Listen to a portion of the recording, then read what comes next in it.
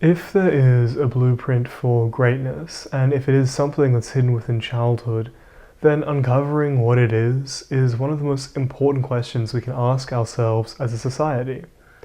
And interestingly, there do seem to be patterns that run across the childhoods of some of the most exceptional people in history. Today, we're going to look at what these patterns are and how they have shaped some of the most influential people in mathematics, literature, music, and more. All credit for this work goes to Henrik, Karlsson, and Erik Hoel. Their Substack posts are the basis for this entire video. I've made them the first links in the description and I highly recommend you read them. That said, I wanted to share this in video form because I think the ideas are really gorgeous and also they're potentially very consequential. Let's dive into 5 patterns that have been present throughout the childhoods of many exceptional people. First, exceptional children tended to grow up in exceptional social milieus. These are intellectual and social cultures that surrounded them in which these kids were taken seriously, in which they were assumed to be able to contribute to discussions and do real intellectual work from an early age. We can see an example of this in the life of John von Neumann, somebody whose intelligence was often regarded as quote-unquote terrifying by other world-class intellects, and whose resume includes the invention of the first digital computer, the invention of game theory, and the management of the development of the hydrogen bomb. According to von Neumann's brother, their father believed in a life of the mind and their mother in a life of the arts, and their father managed a bank. So from an early age, their lunch and dinner table conversations were filled with topics as varied as how to assess creditors to Hungarian cultural heritage. All of this prior to their school-going age.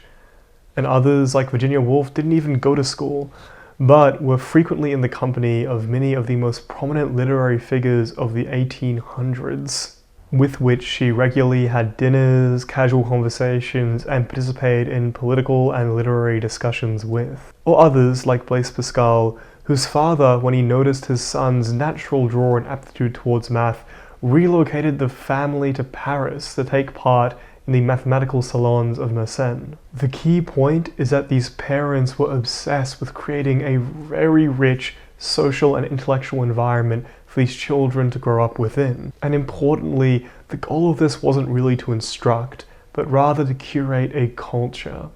And it's this attitude which I believe to be the aesthetic heart that is missing from so much of how we do childhood education nowadays, which tends to be more goal-orientated and set towards very specific targets. Even those people who were not lucky enough to be able to have ready access to such brilliant figures ended up creating these intellectual environments of their own, usually by reading and self-directed learning. This is something that Jeff Bezos talks about doing when he was a child, for example. Secondly, many of these exceptional people were undertaken in a very special form of tutoring when they were a child, something that Erik Hoel calls aristocratic tutoring. For Hoel, this is the single most important element of genius creation that we have lost in our modern day. Nowadays, tutoring is a shell of what this aristocratic tutoring was. Present-day tutoring is very focused on passing tests and getting into Ivy League colleges. Aristocratic tutoring, on the other hand, was not so focused on the measurables. Rather, much like the parents' effort to create a rich milieu, was far more focused on curating a culture of learning, interest, and fascination. To quote Hoel, historically, it usually involved a paid adult tutor who was an expert in the field, spending significant time with a young child or teenager, instructing them but also engaging them in discussions, often in a live-in capacity, fostering both knowledge and engagement with intellectual subjects and fields. Historically, this practice was remarkably common across exceptional people. Hoel challenges you to find a genius or someone we consider really influential today, and he will find you a tutor of theirs. Einstein had Max Talmud, Marcus Aurelius had 17 tutors to split his time among. One of the most dramatic examples of this that we can find is from the life of John Stuart Mill, His father raised him to be a genius, and John Stuart Mill, according to the Stanford Encyclopedia of Philosophy, turned out to be the most influential English-speaking philosopher of the 19th century, to quote from his biography. Starting with Greek at age 3 and Latin at age 8, Mill had absorbed most of the classical canon by age 12, along with algebra, Euclid, and the major Scottish and English historians. In his early teenage years, he studied political economy, logic, and calculus, using his spare time to digest treatises on experimental science as an amusement. All this was conducted under the strict daily supervision of his father. Indeed, the line between parent and tutor was often fuzzy. The incredible efficacy of tutoring, along with its very inequitable and unscalable nature, has long been known. Perhaps most famously phrased through Bloom's 2 sigma problem, which was the observation that students instructed in one-on-one learning in the mastery style performed 2 standard deviations greater than those instructed in classroom settings. This result went on to be replicated, although to a less dramatic degree than what Bloom initially found. It's still a truly insane statistic and by far the most significant educational intervention we've found. If only it was scalable. This has been the trouble that's plagued tutoring from the beginning. However, it might be. There are some optimistic results about how technology could help facilitate something like this one-on-one tutoring, and there are even companies like Hypatia School which are offering something like aristocratic tutoring as a service. All of this is a tremendously large topic and one that is really worth rabbit-holing on. To get started, I recommend reading through Hoel's Substack post, which I've linked in the description, and then you can stop by Nintil's systematic review of this style of tutoring, which I've also linked in the description. Suffice to say, one-on-one instruction has historically been a very prominent part of the lives of exceptional people.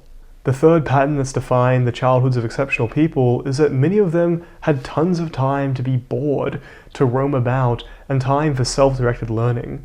Indeed, it was often in these periods of free roaming that they would find the intellectual curiosity for a topic that would go on to stay with them for the rest of their lives. To quote Henrik Karlsson, "Unlike children today, they had little access to entertainment, and so were often bored. Unless they figured out a way to keep their minds occupied, the intellectual obsessions that grew into their life's work often grew out of this boredom." Unquote. Like Bertrand Russell, growing up on his aristocratic mansion separated from most people, who spent many of his most important hours wandering around the garden, looking at birds' eggs and meditating on flight times. Or Antoni Gaudí, who growing up in a rural area and sickly, spent tons of time contemplating nature. We also have the example of Alan Turing, who because of being socially outcast in boarding schools, had the space to self-teach himself mathematics, deriving tangent functions before he'd even encountered calculus. Others, like Mozart as well, pursued composition on their own time. Perhaps the point of this is quite clear, that in order for there to be somebody who is earnestly interested in pursuing serious intellectual work for much of their life, they have to be earnestly interested in it. And it was during these periods of boredom, of open space, where they found where their own interests led them. And even if these things made them socially not well-rounded or strange to others, because they had this open space, this ample time, and frankly this utter boredom, it's these fascinations that were able to grow and then remain with them for the remainder of their lives. Which is perhaps why both of the previous points emphasize so much creating an environment for the growth of intellectual interests, creating rich intellectual milieu, through which the curiosity of the child could grow of its own accord. Fourthly, many of these people underwent something like a cognitive apprenticeship. Now, we're all familiar with the concept of apprenticeships, when a pupil learns from a master and imitates their actions to learn how to do a craft correctly. In the context of thought work, it works much the same. Many of these exceptional people engaged with folks who were experts in their field, and these masters made their thought patterns explicit to their pupils. Through this, the pupils could first imitate those thought patterns, inculcate them, and learn what truly exceptional work looked like, felt like, seemed like. As John Stuart Mill recalls of his daily walks with his father, "I made notes on slips of paper while reading, and from these in the morning walks, the frequent talks we had about books I'd read came about, and my father always required me to restate to him what I had been reading in my own words, whether they were on topics of civilization, government, morality, mental cultivation, or otherwise. On these walks, Mill's father would refrain from giving him the answers until Mill had truly tried to work it out all on his own. This is a kind of cognitive apprenticeship, as once Mill's father would come in to give commentary, he would be able to see how another great mind works with these ideas. Additionally, this kind of summarizing would evolve into proper intellectual work, as later on in early adolescence, Mill's father was working on a book, and so asked Mill to summarize certain texts for him. Mill would do the summaries, make notes, and repeat them to his father on these daily walks. Then his father would ask him to make the summaries clearer, more concise, get to the message quicker. After some time, Mill took these summaries, polished them up, and made them into a book on political economy. This writing was started when Mill was 13, and that book was published when he was 15. Cognitive apprenticeships of these kinds are common across the lives of many exceptional people. Fifth and finally, these kids were gifted. You can quite clearly see that many of them showed signs of incredible aptitude from a young age. Here are some works Picasso made when he was 13. As well, von Neumann could divide 8-digit numbers in his head by the time he was 6. We have examples of musical geniuses like Mozart and all the mythologies surrounding him. Many of these kids were just very, very gifted.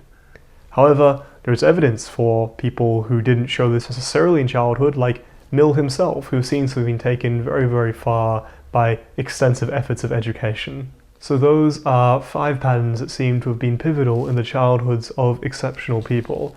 I think that there's something very inspirational about these lessons, in that we can do this too. Many of these attitudes are really simple and are intuitions many of us have today. Of course, the costs are time, energy, and the right environment. But to an extent, some of these are collective action problems. What if more of the world was interested in cultivating these kind of environments for kids? Hell, even for adults, where curiosity was encouraged, intellectual engagement, and high quality work was something that was much more normal. There's a whole subgenre of fascination on the internet around how to create golden ages, and I think that this body of work around creating exceptional children fits very nicely into that.